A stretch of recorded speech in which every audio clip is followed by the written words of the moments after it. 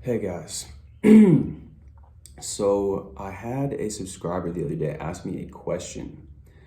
And if you guys have questions, feel free to ask them. I'm more than happy to answer them. And the subscriber Calico, shout out to Calico, they asked, I can't quite grasp the idea of tearing the idea from its root.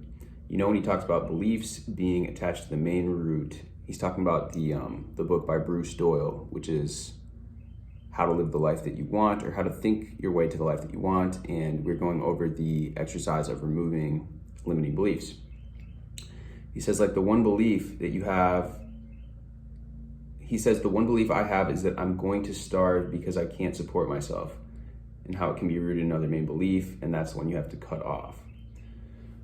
Okay, so yeah, that would be an example of a thought form or a limiting thought, but it is rooted in a more core belief.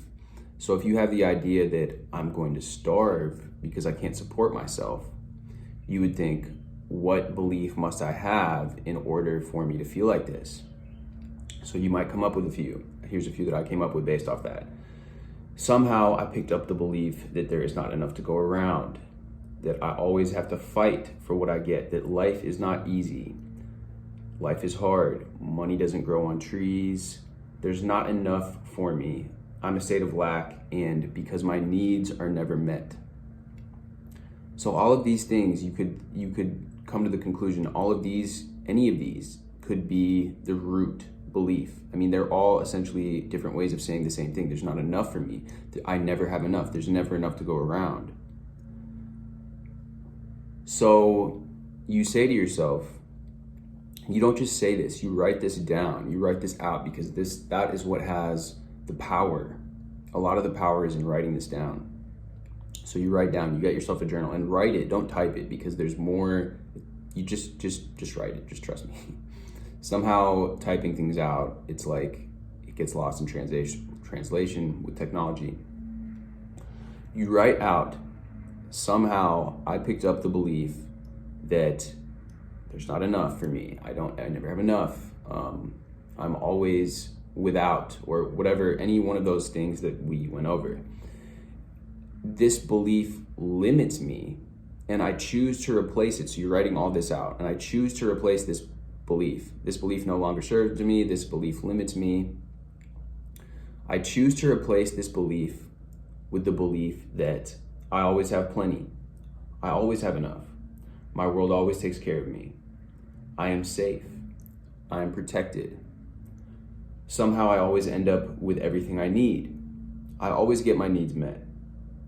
The universe provides for me. I'm enjoying my newfound prosperity. I choose to have an abundance mindset. Somehow I'm always provided for. I'm always well taken care of. No matter what, I always come out on top. I always land on my 2 feet. So you write this out. You say, I somehow I picked up the belief that there's not enough, that I never have enough, and I choose to replace this with the belief that I'm always taken care of. I'm always provided for. My needs are always met, and there's always plenty for me. Something along those lines. I choose to replace it with this belief, and then do the visualization exercise, which is you imagine the old belief, which is, in this case, my needs are not provided for, my needs are never met, whatever, right? Whatever it is that kind of strikes a chord with you, that you resonate with, that you say, oh yeah, that's it, that's the belief. You write that out, you visualize that belief, and you imagine the belief evaporating, or you imagine it exploding or crumbling, and you imagine the sound effect that would go along with that. So if it's evaporating, you imagine just like a or whatever makes you feel as if that belief is now disintegrated and it is no longer energetically existing. You've just destroyed it.